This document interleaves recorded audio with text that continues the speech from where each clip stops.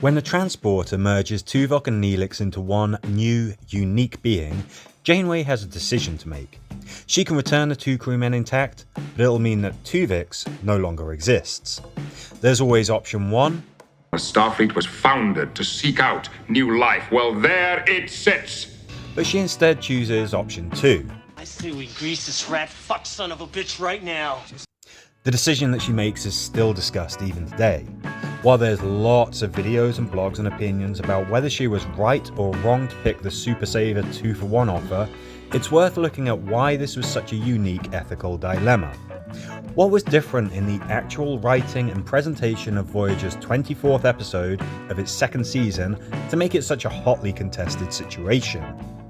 There have been other episodes where the heroes of Star Trek's humane, optimistic future had to make tough choices and challenge their principles. City on the Edge of Forever,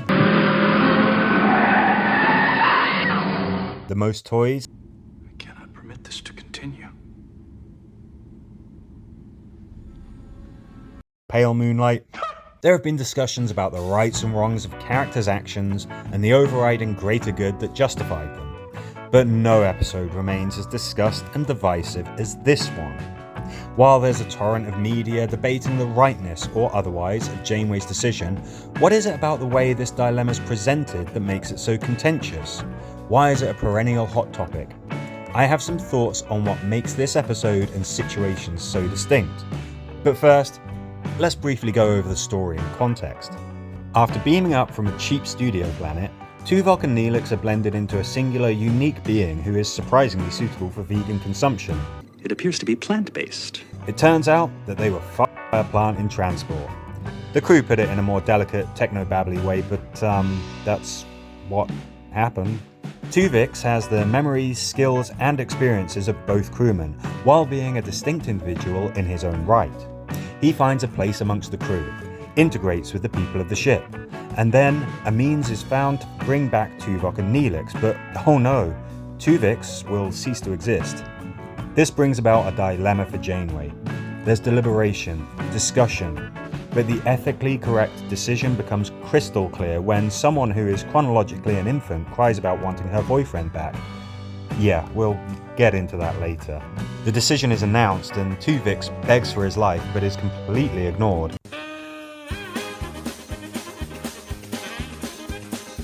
Tuvok and Neelix return. The episode ends really abruptly and no one ever mentions this thing ever again.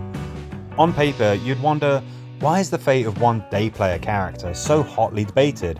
But in practice, I think there's a few points in this episode that make it so compelling and nuanced, starting with... So the point that really stood out to me is that there's no justified hand-wringing. So this is what I call a writing trope that's pretty much always present in shows like this and is completely absent here. Normally in these things, there may be a cop-out written into the story to make the decision play more softly, but more often, there's a third act twist that makes it justified to kill, neutralize, or otherwise eliminate the strange new life form or whatever it is that's presenting the dilemma. You know, maybe the crew encounters something or someone new, everything's going great, and then, oh no, it turns out that their intentions were evil all along, or they threaten the ship, or the decision comes between following the Prime Directive or saving a main character's life. Everyone gets to relish in feeling bad at having to do what had to be done, but there's usually a pretty obviously worse consequence of not making the tough choice. It doesn't happen here. Tuvix is no direct threat to anyone. He doesn't, take Kes hostage and threaten to shoot her, or take her with him because he's become psychotically obsessed with her. Nothing like that happens. Leading on to point 2. This episode has really intimate stakes. We've had episodes dealing with things like the fate of humanity's future and ethics in wartime, among others, but this just deals with one individual's fate in a vacuum.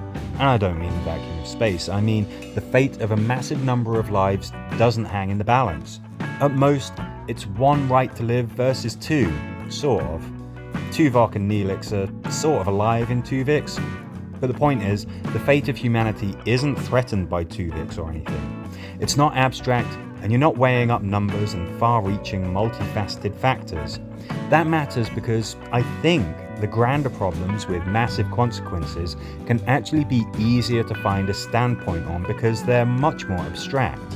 This is really a much more personal, small-scale problem that individuals are going to have to live with. And that kind of leads into point 3. When he can feel his time is almost up, Tuvix implores Kes to advocate for his right to live. It's a bold strategy, Cotton. Let's see if it pays off for him. It doesn't go so well. Tuvix has asked me to speak to you on his behalf. I don't know how to say goodbye to Neelix and Tuvok, but I want Neelix back. At this point, Janeway seems most swayed in her decision by Kes having a breakdown. This is a scientifically even-handed female character being swayed to take action by another female character crying. I'm not going to linger on this. Now, to be fair, it's actually quite interesting to have somebody not really be able to hide their true feelings when she knows she can have her loved one return. It also does emphasize the loss among those who love Tuvok and Neelix. They're fair points to consider, it's just Kes is essentially an infant and she leaves next series anyway. Neelix, sure as Year of Hell, doesn't really seem to miss her that much, so this seems a bit unfair. The argument against Tuvix, or the apparent need to rush to a decision there and then, just doesn't feel very strongly stated. Sure as heck doesn't seem to rely on the logic that Tuvok would espouse, or the empathy and understanding that Neelix embodies. Both seem like people who would give their life for another.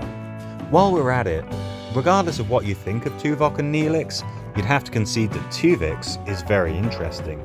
Now, I've got nothing against the performances of Tim Russ and Ethan Phillips, but Tuvix is a more interesting character alone than those two together. His staying would be a shake-up of what was a pretty static show at that point, and seeing conflicting relationships to this character would have been very interesting. The actor puts in a superb performance of a character with some interesting nuances. Oh, I'm not worried. I couldn't be in better hands. This crew, you're consummate professionals. You're my friends, my family. So worrying would be illogical, don't you think? Maybe they should have had to deal with the backlash from Tuvok and Neelix's families. Tuvix feels like a fully fledged character with potential, and we never really get to see his story told. I think that keeps Tuvix and his story in people's imaginations. There's something else that's really worth considering. So Tuvix is a unique being. He was created by an alien species' natural reproductive method, Sex. So when Janeway beams him out of existence, she essentially kills an entire species. Does that count as genocide? There was also no rush, except maybe the pressing issue of the episode's runtime. They could have seen if there was a way to save everybody. It's a bad sign if Rick Sanchez offers the only reasonable justification for rushing a choice. The longer you wait, the more it's going to feel like committing a whole murder. Okay, that might seem a little harsh, and I know that Janeway has got her defenders in this situation, but it's worth noting that when they take aboard a human who was forcibly turned into a literal automaton, We are Borg. they don't consider erasing 7 of 9 to bring back Annika Hansen. I get it, it's a different situation, but they just don't entertain the idea at all, and I don't think that they would Tuvix 7 to save Annika, even if they could.